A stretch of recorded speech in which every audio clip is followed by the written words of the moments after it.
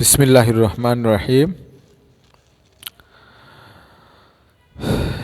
Dear students, today I would like to deliver the lecture on with clues exercise with clues. তো আজকের ক্লাসে আমরা basically with ক্লুজের উপর আমরা এক্সারসাইজ করব যে তোমাদের অনেকে জানিয়েছো স্যার উইথ ক্লুজ এবং উইদাউট ক্লুজে তোমাদের প্রবলেম হয়। তোমাদের ফার্স্ট সেমিস্টার এক্সামে ছিল এবং তোমাদের সেকেন্ড সেমিস্টার এক্সামও উইথ ক্লু থেকে কোয়েশ্চেন থাকবে। তো এখানে আমরা উইথ ক্লুটা আমরা এক্সারসাইজটা ঠিক কীভাবে করব, স্টাডিটা আমরা কীভাবে করব। আসলে এটা উইথ ক্লু এবং উইদাউট ক্লু দুইটাই কিন্তু তোমার ভোকাবুলারি।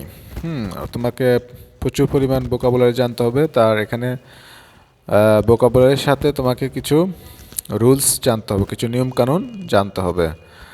তো নিয়মকানুনের সাথে এবং অর্থের সাথে মিলিয়ে আমরা আজকে উইথ ক্লুটা আমরা প্র্যাকটিস করব। ফার্স্ট অফ অল তোমাকে যেটা করতে হবে যে তোমার বক্সে যে ওয়ার্ডসগুলো আছে ও বক্সের ওয়ার্ডসগুলো তোমাকে অর্থ জানতে হবে। অর্থ জেনে তোমাকে নিয়ম অনুযায়ী তোমাকে ইউজ করতে হবে। তো আগে আমরা বক্সের যে ওয়ার্ডসগুলো আছে এগুলো বাংলা অর্থটা আগে আমাদেরকে জানতে হবে। যেমন ডিফেন্ড, ডিফেন্ড হচ্ছে ডিফেন্ড মানে নির্ভর করা, আর এখানে বার্থ মানে জন্ম, রেডি মানে প্রস্তুত, ফ্ল্যাশ, তারপরে সেম মানে হচ্ছে তোমার একই মেনশন উল্লেখ করা, প্রাউড গর্ব, ইনফেরিয়র নিকৃষ্ট, ব্লু নীল, বা ক্লাস মানে শ্রেণী, রেশনাল যৌক্তিক, ওয়ার্ক হলো কাজ করা। তাহলে এখানে আমরা বাক্যের অর্থ অনুযায়ী আমরা এখানে সেন্টেন্স আমরা ইউজ করব। তো সেক্ষেত্রে কিছু নিয়মকানুনও তোমাকে ফলো করতে হবে। তো আমরা প্রথমে পড়ে নিই যে প্রথম বাক্যটা আমরা বাংলা অর্থ যদি পড়ে নিই, man's dignity depends upon his works. মানুষের ডিগনিটি মানে হচ্ছে মর্যাদা, মানুষের মর্যাদা ডিপেন্ড নির্ভর করে, ডিপেন্ডস আপন হিজ ওয়ার্কস তার কাজের উপর নির্ভর করে, মানুষের মর্যাদা নির্ভর করে তার কাজের উপরে। তাহলে এই বাক্যটা বাংলা অর্থ আমরা পড়লাম, মানুষের মর্যাদা নির্ভর করে তার কাজের উপরে, man is a dash being. তো এখানে খালিঘরের আগে খালিস্তানের পরে যে ওয়ার্ডটা আছে আমরা দেখব যে বিইংটা হচ্ছে এখানে এটা একটা নাউন। তো আমরা গ্রামারের নিয়ম অনুযায়ী আমরা যেটা জানি যে অ্যাডজেক্টিভ প্লাস নাউন বসে, অর্থাৎ নাউনের আগের ওয়ার্ডটি যেটা বসবে সেটা আমরা অ্যাডজেক্টিভ বসাবো। তো আমরা দেখব বক্সে বাক্যের অর্থ অনুযায়ী কোনো অ্যাডজেক্টিভ অর্থের সাথে মিলতে হবে এমন অ্যাডজেক্টিভ আমাদেরকে আনতে হবে। Man is a dash being. তো আমরা যদি এখানে দেখি man is a rational being, রেশনালটা এটা একটা অ্যাডজেক্টিভ, তাহলে আমরা রেশনাল ইউজ করতে পারি। রেশনাল বিইং এটা একটা অ্যাডজেক্টিভ। তাহলে অ্যাডজেক্টিভ প্লাস নাউনটা মিলে গেল এবং বাক্যের অর্থের সাথে মিলে গেল। মানুষ হচ্ছে রেশনাল মানে যৌক্তিক, যৌক্তিক অস্তিত্ব। Man is a rational being on earth. তাহলে এখানে আমরা যে নাউন আছে নাউনের আগের শব্দটা অবশ্যই আমাদেরকে অ্যাডজেক্টিভ বসাতে হবে। অ্যাডজেক্টিভ প্লাস নাউন মিলে গেল। He is to dash for others.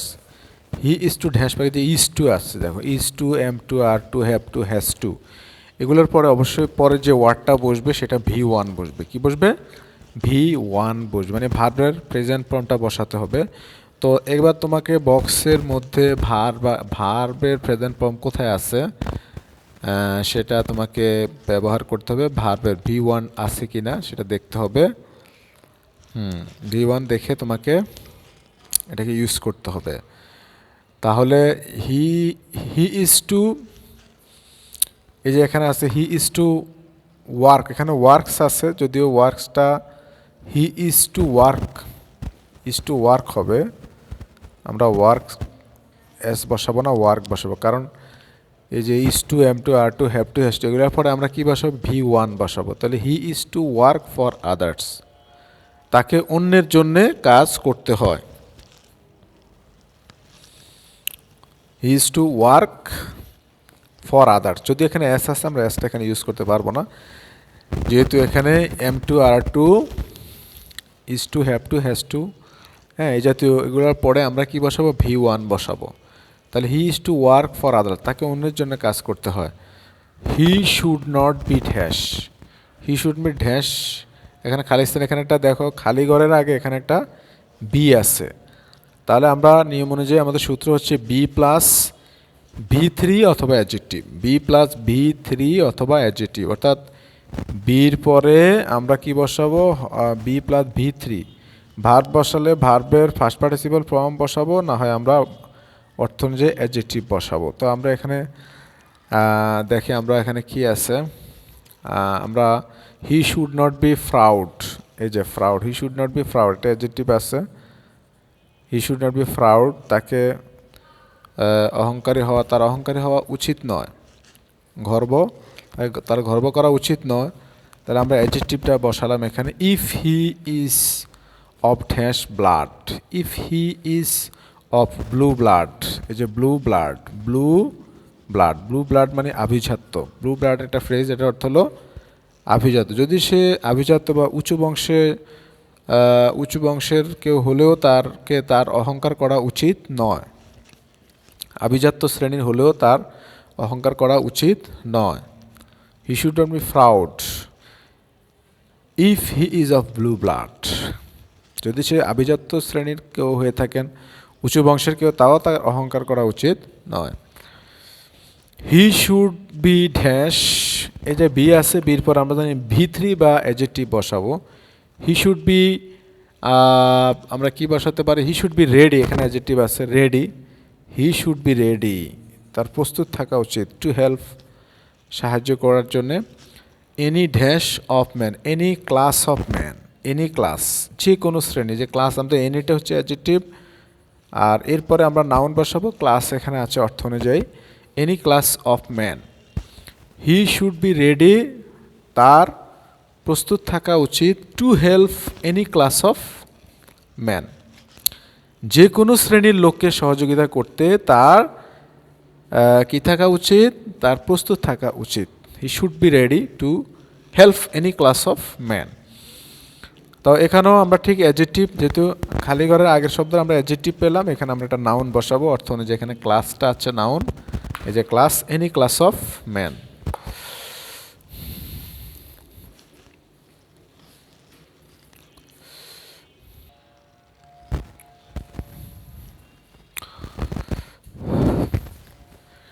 হ্যাঁ, দেন আমরা এরপরের বাক্যগুলো পড়ে আমরা দেখি যে এখানে কি আছে, এখানে আমাদের the man whom he is helping, যে লোককে সে সাহায্য করতেছে, মেবি হতে পারে ড্যাশ, তাহলে এখানেও ঠিক সেম কেস, আমরা বি আছে, বির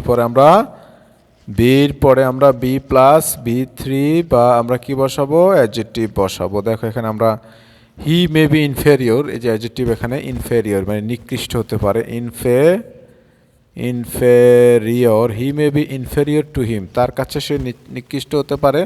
বাই বার্থ, জন্মগতভাবে, জন্ম দ্বারা সে বা জন্মগতভাবে সে নিকৃষ্ট হতে পারে, তার কাছে ছোট হতে পারে। তাহলে the man whom he is helping may be inferior to him by birth, জন্মগতভাবে সে তার থেকে হীন বা নিকৃষ্ট বা তার চেয়ে ছোট হতে পারে। বাট আফটার অল, মোটের উপর, হি ইজ এ ম্যান, সে একজন মানুষ, he has the same, he has the same blood and flash, মানে রক্ত মাংস, তার শরীরে একই ধরনের রক্ত মাংস আছে, অ্যাজ দ্য অ্যাবভ মেনশনড, তাহলে ম্যানটা হচ্ছে নাউন, এর আগে আমি একটা অ্যাডজেক্টিভ বসাবো, মেনশন আছে, এখন এটাকে আমি, মেনশনটা কখনো ভার্ব হয় কখনো নাউন হয়, এখন যেহেতু ভার্ব হলে এটাকে আমরা অ্যাডজেক্টিভ করতে হবে, তাহলে আমরা মেনশনড করে ফেলবো, ভার্বের ফার্স্ট পার্টিসিপল করে ফেলবো, মেনশনড, অ্যাবভ মেনশনড, উপর উল্লেখিত লোকের মতো, উপর উল্লেখিত মানুষের মতোই তার কি আছে, রক্ত মাংসের গড়া, সেও একজন মানুষ। He has the same blood and flash, তার রয়েছে একই ধরনের রক্ত মাংস as the above mentioned man, উপর উল্লেখিত মানুষের মতো। তাহলে এইভাবে করে আমরা উইথ ক্লুটা জাস্ট আমরা নিয়ম জেনে, নিয়মের সাথে রুলসের সাথে মিলিয়ে এবং বাক্যের অর্থের সাথে, এখানে মোস্ট ইম্পর্ট্যান্ট বিষয় হচ্ছে যে তোমাকে ভোকাবুলারি জানতে হবে। প্রথমে বক্সে যে ওয়ার্ডসগুলো দেওয়া থাকে বক্সের ওয়ার্ডসগুলোর প্রত্যেকটির অর্থ তোমাকে জানতে হবে। দেন যে সেন্টেন্সগুলো দেওয়া নিচে যে প্যাসেজটা দেওয়া থাকবে প্যাসেজের প্রত্যেকটি সেন্টেন্সের বাংলা অর্থ জানতে হবে এবং বাংলা অর্থ জেনে তোমাকে ইউজ করতে হবে। সেক্ষেত্রে তোমাকে রুলস বা নিয়মকানুন কিছু নিয়মকানুন আমি যেগুলো বলছিলাম লিখিয়ে দিয়েছি। এভাবে আরও অনেক নিয়ম আছে, এগুলো তোমাকে ফলো করতে হবে।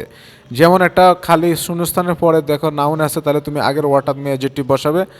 আবার অ্যাডজেক্টিভের পরে খালি স্থান আছে, তুমি নাউন বসাবে। তারপরে বি আছে, বির পরে আমরা কি বসাবো, V3 বা অ্যাডজেক্টিভ বসাবো।